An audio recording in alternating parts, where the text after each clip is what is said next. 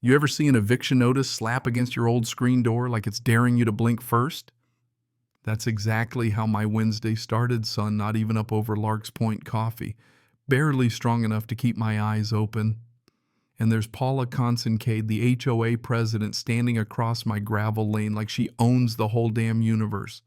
Clipboard in one hand, two men in tow, hammering these ridiculous vacate stakes right into my hydrangeas. And she's dressed in her cream linen blazer, HOA badge, shining capri pants, sneakers whiter than a hospital sheet. The kind of shoes that ain't never seen a trail in their life. If you ever wanted to see delusion in human form, there you go, friend. I just leaned out on my porch, thermos in hand, and couldn't help myself. Neat sign, I called, half laughing. Then I pointed right past their heads to the Cedar Clubhouse up on the hill, that big shiny showpiece they love so much. It's adorable you built that on my land. You should have seen Paula's pen freeze in midair like she suddenly forgot what writing was for. Her two henchmen shot looks at each other, then at Paula, then at their own sledgehammers, like maybe they'd just turned themselves into evidence at a crime scene. I swear you can't make this stuff up. Let me back up a sec so you know who's talking here. Name's Rowan Breck. I'm what you'd call a professional introvert, and up until this nonsense, a pretty quiet neighbor. I just bought this century-old Lakehouse on Lark's Point, all wavy glass windows floors that argue with gravity, a boathouse that smells like memories and old varnish, you know the type. I fix radios for fun smoke trout when I've got time, and I like my sentences short and sweet. Heron Crest. That's the next-door HOA, prefers sentences that cost you $50 a pop. Their ringleader, Paula, with her streaked bob and a whistle hanging off her neck, marches around with more PowerPoint energy than a sales convention. She decided the moment I moved in that my pre-HOA lake house, a house older than the entire HOA, mind you, was bringing down the neighborhood's vibes. Her first year in charge, she got 3 families to repaint their shutters and bullied some poor guy into swapping his mailbox for being 2 inches too tall. That's Paula's game, total control, right down to the color of your doormat. I was her white whale, a house she couldn't touch, and it drove her nuts. Day 3 of owning this place, I'm barely awake, and she knocks on my door at 7:45 a.m., 3-ring binder under her arm like she's delivering the 10 Commandments. Says my porch swing broadcasts non-compliant whimsy her words and demands I file for occupancy approval on my 1925 deeded house. I ask if she needs some coffee. She asks if I need a lawyer. I say, probably not. She says, we'll see about that. Next thing I know, she's photographing my welcome mat. It just says hello, that's it. And mumbling something about a signage violation because, and I kid you not, it didn't have an HOA approval sticker. That's the kind of logic I was dealing with. Within 48 hours, she started peppering me with these citation slips, unauthorized shutters, aggressive chimney, unpermitted nostalgia, you name it. My favorite was the one about a decorative anchor on the boathouse promotes maritime confusion. I nearly spit my coffee out. She's walking my shoreline with a laser measurer binoculars pressed to her face like she's the Coast Guard declaring my dock emotionally communal, whatever the hell that means. I'm standing in my kitchen watching her take 17 photos of my old kayak, apparently in violation of Watercraft Display Ordinance subsection 4.2. I come out later to find a laminated card on my windshield diagramming proper vehicle positioning like parallel parking's gonna bring about the apocalypse if I get it wrong. But then she takes it up a notch. Next thing I know, there's a certified mail envelope with a formal notice to vacate citing a bylaw that doesn't even apply to non-members, and it's stapled right through an old photo of my grandfather I'd put on the porch for luck. Stapled right through his hat. She's writing that my septic system threatens the lake's vibe. That phrase showed up 6 times in the letter, and threatens to tow my rowboat because it's a non-registered hull. Problem is, county doesn't even require hull registration. Paula doesn't care. She calls the health department on my smoke shed, claims I'm running some bootleg food operation. Inspector shows up, laughs his head off, takes a bite of my trout, tells me Paula's called him 4 times that week alone. Then the real performance she gets on Nextdoor at midnight whips up a post called Ghost House Squatter Endangers Lakefront Safety. 3 paragraphs of total fiction about mysterious lights, structural hazards, and unverified occupancy. 12 neighbors pile on with concern. 3 want to call 911. 1 asks if I'm an actual ghost. Paula's replying to every comment, escalating the drama, talking about falling property values and immediate action, meaning her action. Me, I just started a folder for all her letters labeled it kindlings. But I'm not above a little fun either. I joined Nextdoor post a photo of my granddad out front of this same house back in '53 with the caption, "Meet the original ghost." That's about when Paula calls the sheriff, claims I'm trespassing on community property. So I call someone older than her bylaws, the county recorder's office, and a crusty old surveyor named Harlan Wick. He's been drawing lines in this county since '72, treats plat maps like gospel, and wears a vest with more pockets than I've had birthdays. We sit over coffee, real coffee, not whatever Paula sips, and Harlan tells me when Heron Crest went up, he warned them their boundaries were off. No one listened. Surveyors are prophets without honor, he says, until someone builds a pool house on the wrong side of history. We pull up the original 1925 deed, pure poetry.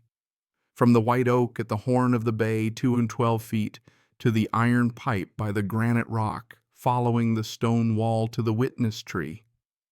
The kind of legal description that makes you want to walk the land with a compass and some respect. Turns out the 1978 map for Heron Crest approximated the shoreline. In other words, they drew the lake wherever it looked good and shoved their clubhouse, pool, and picnic green about 10 feet over the true line, all onto land still belonging to my deed.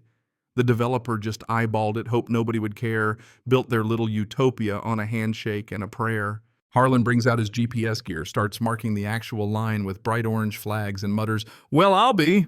Your property wraps that hill like a scarf." The line runs right through their clubhouse across the pool deck, takes out a chunk of their parking lot. Paula's precious gazebo planted square on my land. Harlan takes photos, writes up his notes, drafts a bulletproof survey. Next stop, county courthouse, I file a quiet title action and a boundary line affidavit. My attorney, Michelle Torres, sharp as a tack, files a complaint with 23 exhibits. Harlan's survey, the 1925 deed tax records back to 1940, plus a photo of Paula's vacate stakes in my hydrangeas. When the sheriff shows up that Tuesday, supposed to evict me on Paula's hysterical say-so, he sits in his cruiser for 15 minutes reading those deeds, then comes to the porch, knocks, polite asks if I have a minute. I show him Harlan's map. He watches Paula waving her bylaws like she's signaling aircraft. The sheriff gives her that look, you know, the one you give a toddler holding scissors, and just shakes his head. Title company backs the deed, the courts. Turns out original deeds and iron pipes mean more than HOA suggested boundaries. Assessor redraws the parcel. Surprise, Rowan owns the hill, the footpath, and a pretty slice under the Cedar Clubhouse. Michelle gets me a restraining order. All HOA events stop trespassing ends Paula to remove her stakes or pay $50 a day in fines. The sheriff serves her during her coffee with the president. 17 neighbors watch Paula read it on her porch, hand shaking so bad the paper rattles. Paula calls an emergency board meeting at the clubhouse, emails titled, "Community Crisis Immediate Action Required." A neighbor slips me a copy. I walk in 5 minutes late. Harlan by my side, survey map in hand. Point at the survey stakes under their snack table, say, "Welcome to my living room. Folks, help yourself to the cheese cubes." Sheriff's there too, just in case. "Ma'am," he says, "you're standing on his parcel. Please step off his rug." Paula's face goes crimson, then purple, almost matches the HOA logo on her blazer. Board members start packing up that whistle of hers hanging limp like her authority just evaporated. And here's the twist. Carl, a retired engineer on the board, picks up Harlan's map and goes, "Oh, this is bad. This is really bad." Paula tries to fight waves the HOA master plan like it's gospel. Sheriff shrugs. "Ma'am, that's not how property law works. Court day comes, and Judge Holloway, famous for her zero tolerance, reads the complaint, the survey, the deed, then looks at Paula's attorney and asks, "Why didn't your client verify the line before filing? Does your client understand metes and bounds? Is she aware forging government docs is a crime? The attorney just wants to disappear." Judge affirms, my deed finds the HOA encroached, awards me $67,000 in back rent orders, immediate removal of their fence and gazebo, restoration of my land and cherry on top, slaps Paula with a criminal charge for forging an occupancy form, tracing the county seal with a gel pen. Judge holds up the document, shakes her head, says, "Mrs. Consincade, this is embarrassing for you." Order comes down. Crest pays up, hands me a strip of their lakeside parking as partial payment, and has to post a sign on the clubhouse door reading premises operated by Breck Landing LLC by appointment only. Paula owes me $12,000 in legal fees and a formal apology on all social media for 30 days. She stands there, whistle in one hand, clipboard in the other, like props from a play that just closed for good. What do I do next? Open a private marina and movie lawn. First Friday play. Jaws on the big screen, $10 admission. Half the attendees are Heron Crest folks tired of Paula's reign. Paula tries to storm the event. Sheriff walks her off my land again.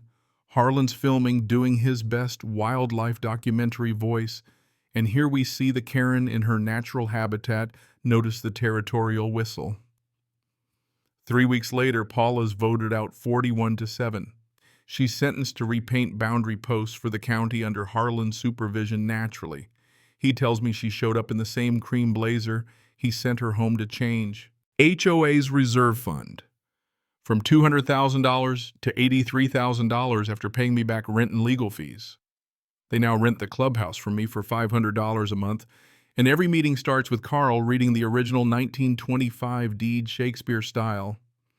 The gazebo's finally on their side pool fence move back, and my porch swing still broadcast non-compliant serenity to anyone who needs it. I even named that hill Paula's Overreach on my trail map. Put up a brass plaque by the old iron pipe. Here ends the vibe. Here begins the deed. So listen, HOAs can govern taste, but not geography. When someone tries to evict you with bylaws and bad vibes, remember metes and bounds will outlast anybody's font or Facebook post, especially when their whole damn clubhouse is sitting on your lawn. Now you tell me, was justice served, or did Paula get off easy? Drop your thoughts, share your own HOA horror stories, and if you've ever seen a neighbor try to redraw the map, I want to hear about it. And hey, don't forget to subscribe for more wild tales from the front lines of property wars, you know what I mean.